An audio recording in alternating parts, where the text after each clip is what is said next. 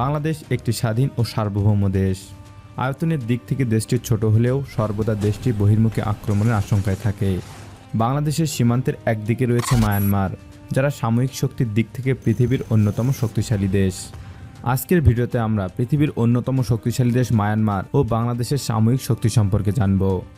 বিশ্বের কোন দেশের সামরিক শক্তি কতটুকু সে বিষয়ে প্রতি বছর একটি তালিকা প্রকাশ করে থাকে সামরিক শক্তি পর্যবেক্ষক প্রতিষ্ঠান গ্লোবাল ফায়ার পাওয়ার। 2024 সালেও প্রতিষ্ঠানটি 145টি দেশের সামরিক শক্তির একটি তালিকা প্রকাশ করেছে। এর মাধ্যমে বাংলাদেশ ও মায়ানমারের সামরিক শক্তি সম্পর্কেও একটি ধারণা পাওয়া যাচ্ছে। জনসংখ্যার দিক থেকে মায়ানমারের তুলনায় বেশ এগিয়ে থাকলেও সামরিক দিক থেকে সামান্যতম পিছিয়ে রয়েছে বাংলাদেশ। বিশ্বের সামরিক শক্তিতে মায়ানমারের অবস্থান যেখানে 35তম, সেখানে বাংলাদেশের অবস্থান 37তম। তবে চলুন এবার জেনে আসি সামরিক ক্ষেত্রে দুদেশের কার ক্ষমতা কতটুকু। মায়ানমারের তুলনায় বাংলাদেশের সৈন্য সংখ্যা বেশি রয়েছে। বাংলাদেশের সামরিক বাহিনীতে নিয়মিত সৈন্যের সংখ্যা প্রায় 1,63,000, যেখানে মায়ানমারের বাহিনীতে নিয়মিত সৈন্য রয়েছে প্রায় 1.5 লাখের মতো। এছাড়াও আধা সামরিক বাহিনীতে বাংলাদেশ অনেক এগিয়ে রয়েছে। দেশটিতে প্রায় 68 লাখের বিশাল এক আধা সামরিক বাহিনী রয়েছে। অন্যদিকে মায়ানমারের আধা সামরিক বাহিনীতে সদস্য রয়েছে মাত্র 55,000। তবে মায়ানমারের 20,000 রিজার্ভ ফোর্স রয়েছে। বাংলাদেশের এ ধরনের কোনো ফোর্স নেই। মায়ানমারের তুলনায় বাংলাদেশের প্রতিরক্ষা বাজেট দ্বিগুণেরও বেশি। বছরে বাংলাদেশের প্রতিরক্ষার্থে ব্যয় হয় 699 কোটি মার্কিন ডলার। অন্যদিকে মায়ানমারের বাৎসরিক প্রতিরক্ষা বাজেট মাত্র 270 কোটি মার্কিন ডলার। যুদ্ধবিমানের সংখ্যায় মায়ানমারের তুলনায় পিছিয়ে রয়েছে বাংলাদেশ। প্রতিরক্ষা বাজেটে এগিয়ে থাকলেও মায়ানমারের তুলনায় বাংলাদেশের কম সংখ্যক যুদ্ধবিমান রয়েছে। বাংলাদেশ বিমান বাহিনীর কাছে 216টি বিমান রয়েছে, যেখানে যুদ্ধবিমান রয়েছে মাত্র 44টি। অন্যদিকে মায়ানমারের বিমান বাহিনীর কাছে বিমান রয়েছে 293টি, যার মধ্যে যুদ্ধবিমান 58টি। বাংলাদেশের সামরিক বাহিনীর কাছে বিশেষ যুদ্ধবিমান রয়েছে 4টি। অন্যদিকে মায়ানমারের কাছে এই ধরনের যুদ্ধবিমান রয়েছে 5টি। এছাড়াও মায়ানমারের বিমান বাহিনীর কাছে 80টি হেলিকপ্টার রয়েছে, যেখানে বাংলাদেশের হেলিকপ্টারের সংখ্যা মাত্র 73টি।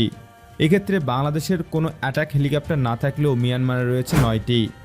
বাংলাদেশের তুলনায় দ্বিগুণেরও বেশি সংখ্যক ট্যাঙ্ক রয়েছে মায়ানমারের। দেশটির সামরিক বাহিনীর কাছে বর্তমানে 705টি ট্যাঙ্ক রয়েছে। অন্যদিকে বাংলাদেশের সামরিক বাহিনীর কাছে রয়েছে 320টি ট্যাঙ্ক।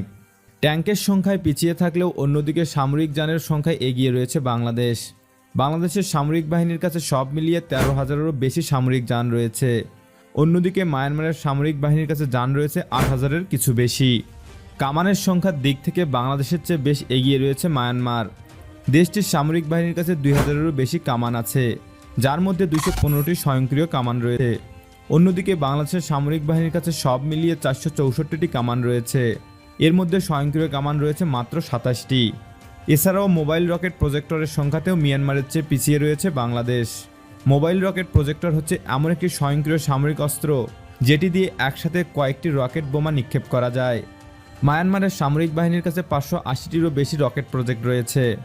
অন্যদিকে বাংলাদেশের সামরিক বাহিনীর কাছে মোবাইল রকেট প্রজেক্ট রয়েছে মাত্র 71টি। নৌশক্তিতে বাংলাদেশের চেয়ে এগিয়ে রয়েছে মায়ানমার। দেশটির নৌবাহিনীর কাছে বিভিন্ন ধরনের মোট 362টি যুদ্ধজাহাজ রয়েছে।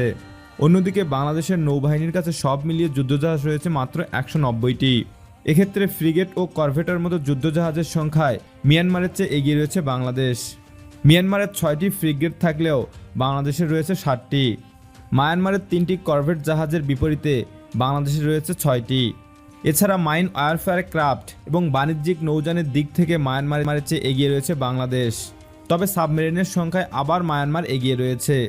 দেশটির নৌবাহিনীর কাছে এখন পর্যন্ত 3টি সাবমেরিন রয়েছে। অন্যদিকে বাংলাদেশের নৌবাহিনীর কাছে সাবমেরিন রয়েছে মাত্র 2টি।